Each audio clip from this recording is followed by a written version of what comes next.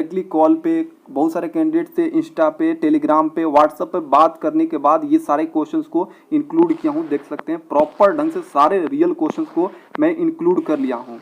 बहुत सारे कैंडिडेट मुझे बहुत पहले से बोल रहे थे कि सर आप आर्मरर के क्वेश्चंस करा दीजिए ट्रेड टेस्ट का। तो मैं एक ही बात उनसे बोलता था कि भाई अभी तक तो ट्रेड टेस्ट का ये क्वेश्चन हमें नहीं मिला है। ये डिपार्टमेंटल एग्जामिनेशंस होता है, जितने भी पैरामिलिट्री फोर्स होता है उसी में क्वेश्चन बनता है, वहाँ से भी मुझे एग्जैक्ट जानकारी नहीं मिल पा रहा था। तो मैं सोचा था कि जब डायरेक्टली वहाँ पे ट्रेड टेस्ट लिया जाएगा उसके बाद ही मैं कैंडिडेट से संपर्क करके आपको क्वेश्चंस कराऊंगा, क्योंकि मैं इस चैनल के माध्यम से जो भी क्वेश्चंस कराता हूँ जेन्युइन क्वेश्चंस कराता हूँ, अपने मन से नहीं लिखता हूँ। आप देखे होंगे कि नर्सिंग असिस्टेंट का जितना मैं क्वेश्चंस करा हूँ डायरेक्टली वहीं से क्वेश्चंस लड़ रहे हैं, क्योंकि वो जेन्युइन क्वेश्चंस मैं कराता हूँ।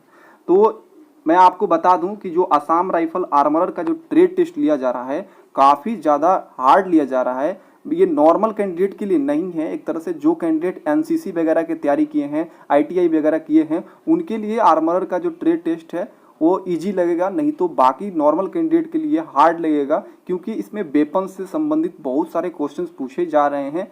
तो वेपन्स की जानकारी तो नॉर्मल लोगों के पास होती नहीं है, एनसीसी वाले होते हैं तो वो सारे बंदूक चलाना, जितने भी गन्स वगैरह है, वेपन्स वगैरह है, उसके पार्ट की जानकारी रखे हैं तो उनके लिए तो ईजी लगेगा, लेकिन नॉर्मल के लिए ईजी नहीं लगेगा, क्योंकि यहाँ पे ओरली क्वेश्चंस भी पूछा जा रहा है, प्रैक्टिकल में पूछा जा रहा है। कोई अलग अलग वेपन्स जैसे अलग अलग गन रखा गया है, गन्स में इस पार्ट को क्या कहते हैं, ये सारे पूछा जा रहा है।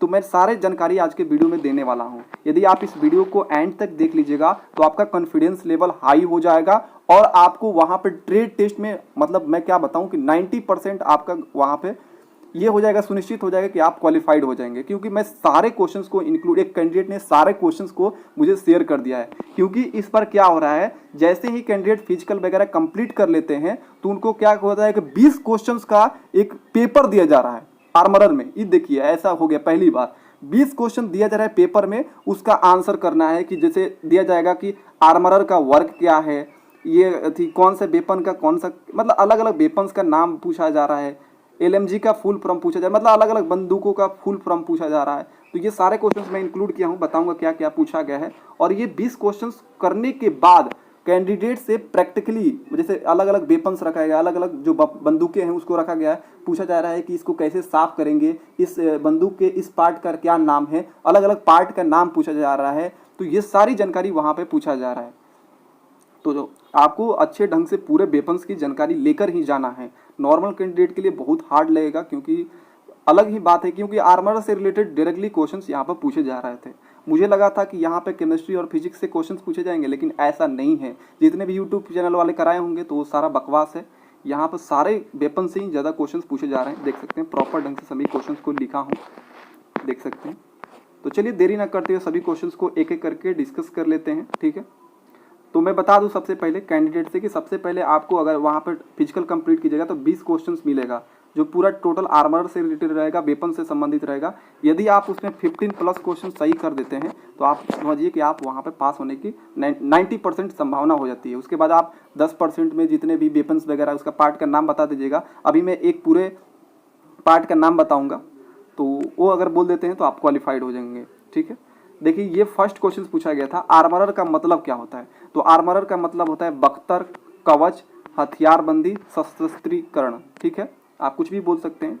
ये पूछा गया था, पेपर दिया गया था उसमें ये था, ठीक है। ये पूछा गया था वेपन्स को हिंदी अर्थ क्या होता है। तो वेपन्स का हिंदी अर्थ होता है हथियार, अलग अलग हथियार होते हैं। ये पूछा गया रिवाल्वर का आविष्कार किसने किया था। तो सैमुअल कोल्ट ने किया था। भारत में बारूद का प्रयोग सबसे पहले किसने किया था। बाबर ने किया था। बारूद क्या क्या मिलकर बना होता है। तो गंधक, कोयला एवं पोटेशियम नाइट्रेट मिलकर बना होता है।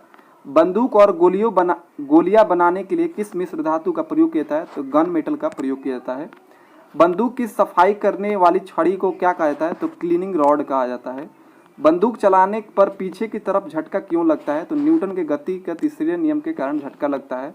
आर्मरर का वर्क क्या होता है। तो देखिए जितने भी आर्मरर में अभी जिनका ज्वाइनिंग होगा उनको हथियार का देखभाल करना, हथियार की साफ सफाई करना, हथियार के कौन सा हथियार कहाँ यूज होता है, इसका रेंज क्या है, ये सारी जानकारी हथियार से रिलेटेड दिया जाता है वहाँ पे। वेपन्स के सभी पार्ट्स की जानकारी पूछा गया है, मैं अभी बताऊंगा। अभी अलग देखिए, जैसे ये LMG एक मैं गन लिया हूँ, देख सकते हैं यहाँ पे। अलग अलग, जैसे कैंडिडेट से प्रैक्टिकल में ये पूछा जाएगा कि आप बताइए ये जो गन होता है एलएमजी, मान लीजिए ये गन, क्योंकि एलएमजी वहाँ पर रखा गया है, तो पूछा जाएगा कि एलएमजी की ये जो शुरू वाला पार्ट है इसका नाम क्या है। तो देखिए इसका नाम है फ्लैश हाइडर। क्या है? फ्लैश हाइडर।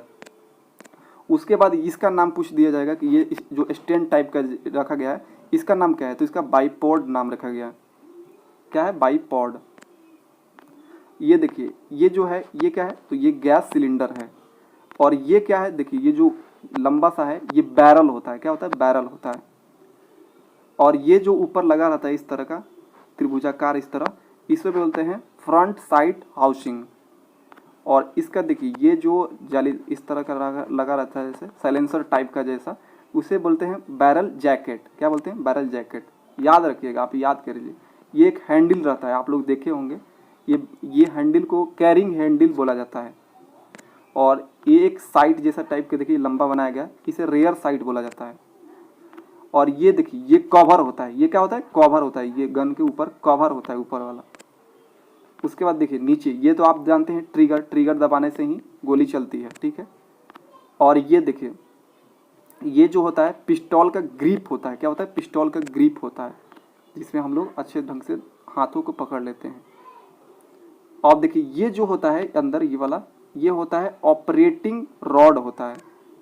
और ये बट होता है। क्या होता है? ये बंदूक के बट होता है, ठीक है। तो ये रहा टोटल एलएमजी की पूरा ये पार्ट का नाम, तो आप लोग याद रख लीजिएगा। ये एनसीसी वाले लोग जितने भी कैंडिडेट हैं उनके लिए आसान है, क्योंकि वो लोग तो प्रैक्टिकल में बिल्कुल इजीली बता दे रहे हैं।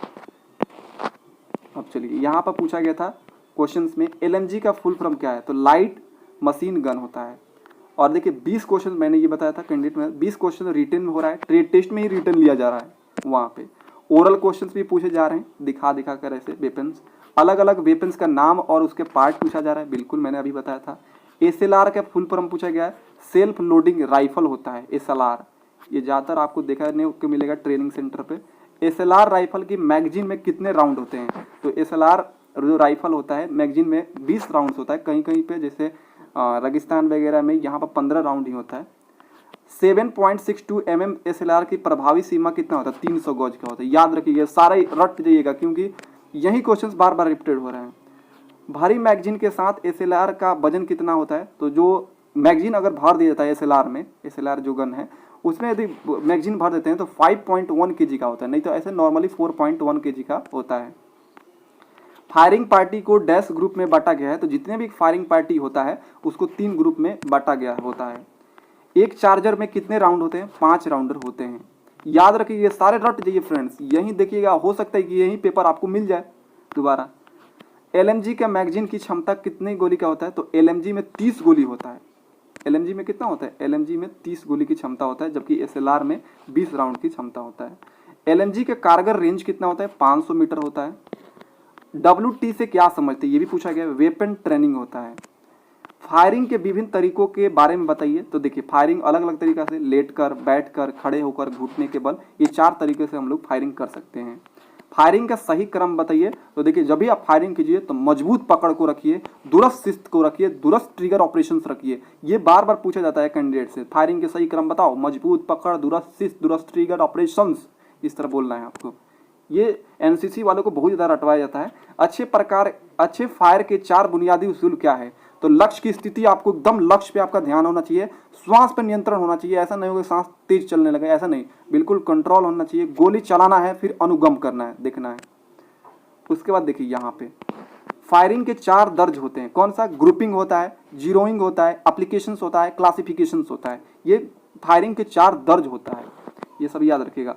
अब ये काफ़ी कैंडिडेट से पूछा जा रहा है, राइफल दिखाया जा रहा है कि राइफल की सफाई आप कैसे करेंगे, बता दीजिए।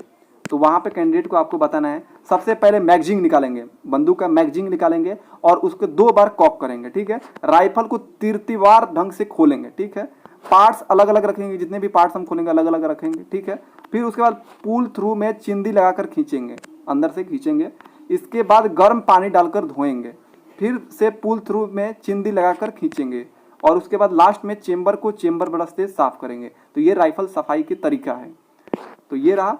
आप लोग वेपन्स वगैरह जितने भी, जैसे एलएमजी हो गया, एसएलआर हो गया, ये सब अगर बंदूक आपके पास कहीं अगर मिल जाता है, किसी के पास है, तो उनसे पूछ सकते हैं जो मिलिट्री वगैरह में है, पैरामिलिट्री फोर्स में है, तो उनसे पूछ सकते हैं। उसके बाद आप जानकारी लेके कि ये क्या क्या नाम है, इसका नाम है। तो ये तो मैंने नाम भी बता दिया आपको, आप खुद से भी याद कर लीजिएगा। इसका PDF मैं अपने